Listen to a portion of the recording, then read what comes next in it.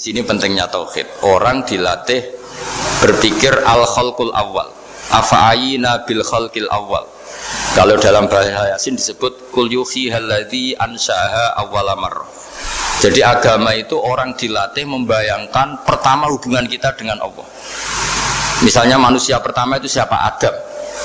Adam bisa berpikir, bisa berlogika, bisa jalan-jalan, bisa macam-macam. Tapi andaikan Anda jadi Nabi Adam, mesti melihat kekuasaannya Allah itu begitu nyata. Karena saya materinya dari tanah, ternyata saya bisa berpikir. Betapa kudrohnya Allah, kekuasaan Allah, tanah yang benda mati bisa berpikir. Sekarang jadi saya. Sehingga ketemu, kira-kira Nabi Adam kalau ketemu tanah itu ya, kalau mau maksiat, wah ini tanah ini pasti komplain.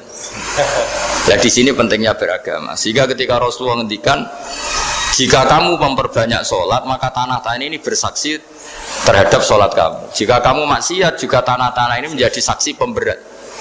Itu kamu tidak jagal sama sekali, karena manusia pertama yang bernama Adam yang bisa berpikir itu materinya dari tanah. Jika kita tidak janggal ketika tanah disetatuskan bisa bersaksi. Tapi setelah kamu berpikir tanah itu bisa dicangkul, bisa dijadikan berhala, dijadikan kendi, dijadikan macam, seakan-akan tanah itu ya benda yang tidak penting. Tapi Nabi itu beda dengan kalian. Nabi tahu betul tanah ini makhluk Allah yang bisa berpikir.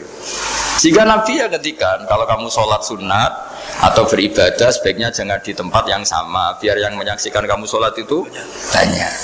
Kita mungkin kan masa bumi bisa bersaksi. Tapi andaikan Anda Nabi Adam itu tidak akan janggal seperti itu, karena dia tahu materinya dari tanah dan ternyata jadi mata yang bisa melihat, jadi telinga yang bisa mendengar. Makanya Allah selalu mengingatkan, ingatlah al-khalqil awal, afai nabil khalqil awal. Karena khalqil awal ini yang menjadikan fitrah beragama yang baik. Sehingga ketika orang Yahudi bilang nggak mungkin Nabi Isa itu nggak anak zina, wong ibu kok tanpa bapak, anak kok hanya ada ibu tanpa bapak. Allah cara menjawab, inna masalah Isa intawoy kamasali Adam. Jika kamu protes ada Isa karena tanpa bapak, ya protes dengan Nabi Adam, tanpa ibu tanpa bapak. Nah, ini diingatkan al-khalqil awal. Makanya Yasin bilang kul yuhihal ladzi ansha'aha awwala marrah. Awal marah itu kamu harus berpikir ketika hubungan kamu sendiri dengan Allah zaman sebelum ada semua. Jadi misalnya alam raya ini, bumi sebesar ini, masa suatu saat terus hilang, hancur, nggak berbekas. Ingat saja, bumi ini mulai dulu ya nggak ada. Diadakan oleh kekuatan besar yang super ada, yaitu Allah Subhanahu wa Ta'ala. Nah di sini kenapa faham-faham ateis itu hilang di dunia? Meskipun ada itu karena saking mungkin kurang peradaban. Makanya guru-guru kita mulai zaman Nabi Adam sampai sekarang itu cara berpikir sederhana. Bumi ini kadung ada. Di mana-mana sesuatu yang ada pasti disebabkan yang lebih ada. Kan nggak mungkin bumi yang ada kemudian penciptanya itu udah ada. Itu kan ngajak goblok bareng gitu kira-kira gitu. Mosok sesuatu yang ada disebabkan oleh sesuatu yang tiada. Maka guru-guru kita ngajari pertama sifat Allah itu wujud. Karena ini wujud super atau kausa prima, terus kiai bilang wajibil wujud. Wajibil wujud terjemahan bawahnya ya wujud super. Karena wujudnya Allah itu yang mempengaruhi ya semua alam raya ini, dia harus di depan.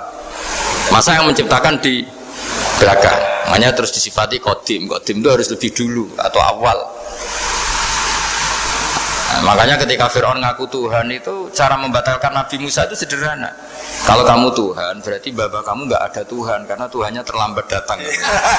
Itu langsung oh iya ya, kalau ya kan berarti babanya dia tanpa Tuhan, kan Tuhannya baru kemarin, akhirnya baru diurus itu, akhirnya baru diurus itu Tuhannya ini.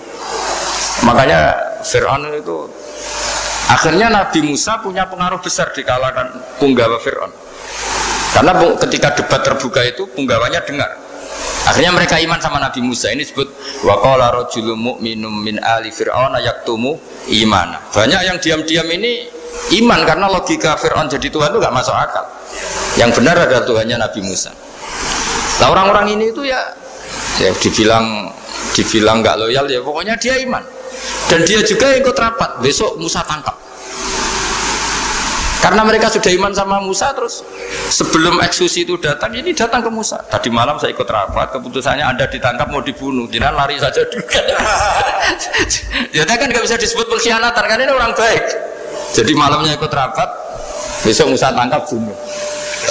Iya, ada Musa. Paginya sebelum itu, Musa, saya nanti malam ikut rapat dan keputusannya Anda ditangkap dibunuh. Kamu lari saja sekarang. Nah, kenapa iman? Karena logika yang dibangun Nabi Musa. Makanya ciri utama kebenaran itu bal naqdhifu bil haqqi 'alal batil fayadmaghuhu fa idza huwa zahid. Kebenaran sejati itu boleh diuji di mana saja. Dan Anda tidak usah khawatir kebenaran sejati itu kalah. Pasti menang. Kalau kebenaran itu kebenaran sejati pasti menang. Ya, di sini terus ada ulama-ulama kayak banyak lah, termasuk di Indonesia kayak Pak Quraisy, kayak yang nyaman saja anak-anaknya di luar negeri karena merasa kebenaran sejati itu tidak akan kalah. Sehingga ketika ada negara yang begitu maju, saya pernah ditanya sama orang yang kuliah di Inggris, di Swiss, Gus, saya ini kan orang Indonesia tapi pengagum negara Swiss, Swedia, negara di sana itu makmur, terus tertib. Bagaimana saya tetap mencintai Islam yang secara lahir itu kadang-kadang beberapa negara Islam itu kacau. Ada seorang mahasiswa tanya gitu. Dia tanya cara ingat Allah. Ya membela Islam kira-kira gitu. Terus tak berita, tak kasih tahu dia. Ketika Anda muji negara-negara itu makmur, sejahtera, itu sebetulnya tetap utang jasa terbesar itu sama Tuhan. Pejabat bisa apa ketika Allah misalnya nggak bikin air? Negara bisa apa? Misalnya ketika Allah itu nggak bikin oksigen. Tetap semua ketertiban itu karena kehendak Allah. Berarti utang jasa kamu di negara manapun tetap sama Allah, bukan pada yang lain. Bahwa ada hukum sosial manusia, oke lah, kedua, ketiga, dia harus terima. Hanya dia sadar. Nah, masalahnya kita ketika di negara yang makmur gitu, pikiran kita, oh, presidennya hebat, menterinya hebat, tata sosialnya hebat. Oke, nggak apa-apa, muji manusia itu nggak apa-apa. Tapi tetap itu semua di bawah muji Allah Subhanahu wa Ta'ala. Ada air begini ciptaan Allah, ada oksigen sehat ciptaannya Allah. Sehingga muji pertama itu kepada apa artinya kehebatan manusia ketika ada gempa besar, ada likuifaksi, ada macam-macam.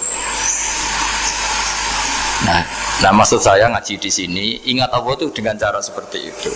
Sehingga ketika kita hidup di negara manapun, ya utang jasa pertama pikiran kita sama Allah Subhanahu wa Ta'ala. Tapi kalau enggak, kamu terjebak hukum adat tadi. Di mana-mana ayam itu yang mengeluarkan telur, telur mengeluarkan ayam. Nggak bisa batu ini mengeluarkan ayam. Keliru kamu. Ketika ayam mengeluarkan telur, memangnya ayam itu bisa? Apa dia berpikir sekolah dulu gimana ya cara punya telur? Kan tidak juga. Tidak berkehendak juga. Apa ketika mata kamu bisa melihat terus kamu merencanakan gimana ya mata supaya bisa melihat? Ya tahu-tahu sudah melihat. Nah, di sini disebut afa'ayina bil khalqil awal ansa'aha awalan Allah marrah wa huwa alladhi yabda'ul khalqa tsumma yu'iduhu wa huwa ahwanu alaih. Allah selalu mengingatkan. Nah, iman yang baik itu iman yang seperti saya utarakan tadi. Kamu ingat kekuasaan Allah ketika belum ada apa-apa. Belum ada apa-apa ya Allah bikin manusia itu dari tanah, bikin ayam ya dari tanah, bikin sapi ya dari tanah. Bahkan semuanya dari ketiadaan. Nah, dengan iman seperti itu, nanti kalau kamu ngaji hadis, Nabi bisa mengeluarkan air dari apa?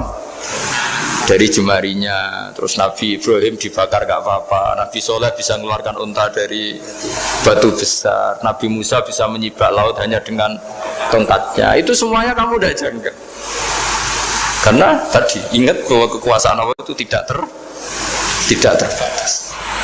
Itu cara iman yang benar. Sehingga nanti ketika kita mati juga gitu. Ketika kita hidup ya tidak bisa ngatur jantung kita, paru-paru kita. Pasti sama lah, setelah kita mati juga tidak bisa ngatur. Yang hanya ngatur Allah Subhanahu wa Ta'ala. Hidup kita dalam kendali Allah, mati kita dalam kendali Allah. Ya sudah, terus kita mati ya nyaman saja. Saking nyamannya itu orang-orang soleh kalau mati itu jarang berdoa. Bukan karena apa-apa, kalau berdoa itu resikonya kan gini, mustajab dak ya, dikabulkan dak itu. Itu menjadikan setan punya peluang masuk, diganggu. Makanya ajarannya Nabi, mangkana akhiru kalamihi la ilaha illallah wa fi riwayatin Allah dakhalal jannah. Jadi kalau mau mati bersaksi saja, sudah ini enggak saatnya berdoa, saatnya bersaksi. Makanya hanya disuruh bilang Allah, Allah, Allah. Dan supaya ini menjadi akhir kalimat. Sehingga nanti keren lah. Ketika ketemu Allah, apa akhir kalimah kamu yang kamu lafadzkan? Allah, Allah. Sehingga di kitab-kitab diterangkan, ketika orang tua kamu mau mati sudah bilang Allah, jangan tanya catatan hutang di mana ya, tabungannya di mana ya. Terakhir jawab mandiri terus mati lah. Gak boleh ditanya lagi. Sekali ditanya nanti akhir kalimatnya mandiri. Itu gak boleh. Jadi sekali sudah bilang Allah, jangan ditanya lagi. Pak, tabungannya di bank mana? Gak boleh. Bahayanya sekali jawab mandiri terus mati, berarti akhir kalimatnya itu ya mandiri. Makanya harus akhir. Yang nanti statusnya itu mangkana akhiru kalami, memang akhir dari yang dikatakan itu kata Allah. Nah sebetulnya teks hadis itu la ilaha illallah. Ini pinternya Kiai Jawa. Lagi-lagi kembali ke kultur. Kiai Jawa itu kiai yang bisa modifikasi kultur. Sebetulnya kalimat hadis itu yang masyhur, itu yang populer itu la ilaha illallah. Tapi Kiai Jawa itu, dan itu ngikuti kitab-kitab Arab juga, kitab-kitab. La ilaha illallah itu resikonya tinggi karena di situ kan tiada Tuhan yang berhak disembah kecuali Allah.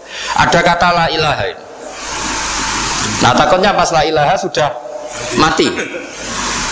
Nah karena itu ada resiko la ilaha gak khatam, berarti tiada Tuhan. Nah, sehingga karena ini dianggap riskan, ya terus Kiai Jawa ngajari sudah lah, gak usah kepanjangan ya sudah Allah.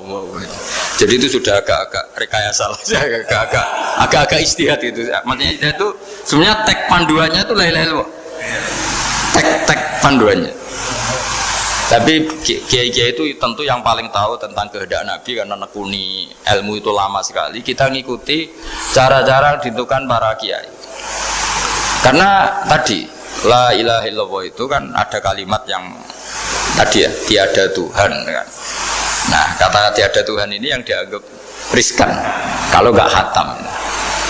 Daripada potensi itu terus kiai-kiai ya agak-agak improvisasi lah, itu memang ya sudahlah Allah. Nah, supaya itu menjadi akhir kalimah, ya seolah lagi menjadi apa? Akhir kalimah. Setelah itu kata kitab-kitab jangan tanya hal lain. Ya sekali ditanya nanti dia akan melafatkan hal lain itu. Ya tadi misalnya tabungannya di mana? Saya sini. Nah, yang ribet kalau wong kuno itu neng laci, neng sorogan. Berarti kalimat terakhirnya ya laci sorogan itu. Nah, sehingga terus itu pinternya guru-guru kita. Jadi saya ulang lagi ini yang terakhir saya pesen, latihlah iman seperti imannya para ulama, para aulia, syukur-syukur yang dekati imannya para nabi. Itu cara berpikir itu al-khalqul awal. Afa'ayina bil khalqil awal. Qul yuhyihal ladzi ansaha. Nah, yang terakhir saya pernah ditanya, ya agak gojekan, agak guyon, tapi saya ditanya.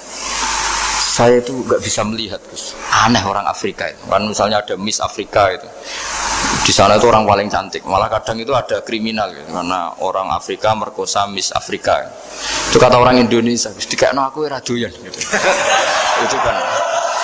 Itu lah ini kan secara syariat.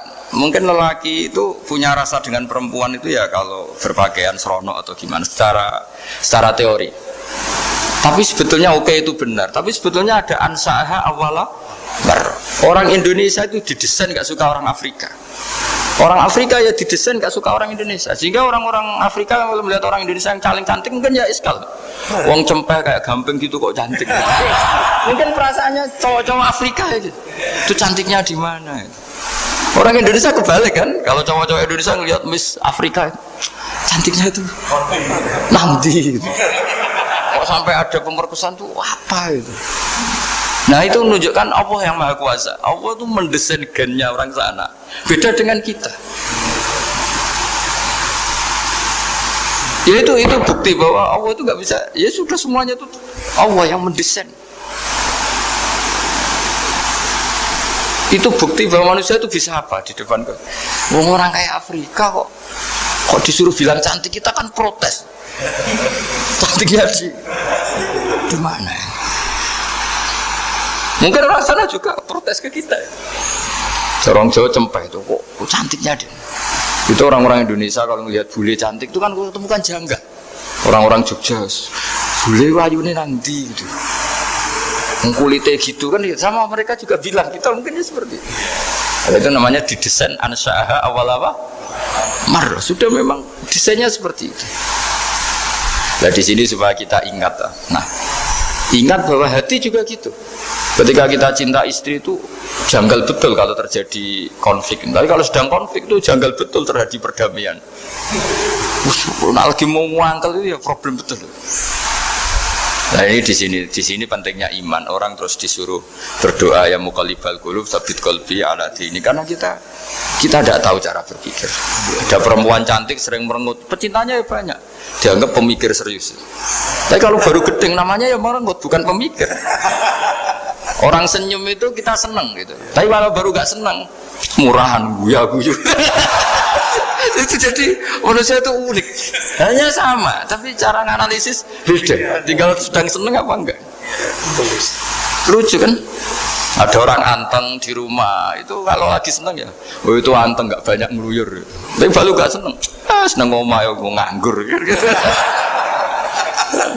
Nah, itu kita tidak pernah tahu, kita simpulkan apa itu tidak pernah. Makanya wisata, pernah ada orang wisata datang ke sini tak nasihatin. Orang wisata itu kan senang di kampung-kampung yang terbelakang gitu, melihat orang manusia pohon, melihat apa. Terus saya bilang, itu kan kasihan kan, masa manusia jadi objek. Bahkan bayangannya ya kalau mereka jadi modern jadi gak menarik kan. Padahal kita yang orang pendidikan kan inginnya mereka terentas lah dari kultur itu. Ya itu kan gak sambung kan. Yang satu bilang unik, masyarakatnya masih unik, masih naik-naik pohon. Tapi bagi orang pendidikan kan tersiksa kan. Ini bangsa kita, warga kita kok masih seperti itu. Makanya orang wisata itu nasihati, kamu ke sana itu niat melihat apa niat mengentas? Kalau niat mengentas, tak jamin ada pahala. Enggak Gus, mau niat mengentas katanya. Niatnya baru sekarang apa mulai dulu-dulu? Ya, baru sekarang. Ya ini cerita dari manusia itu semudah itu, Pak. Nah, setelah kamu ngaji ini, kamu tidak akan janggal terhadap kenapa Nabi itu begitu santai.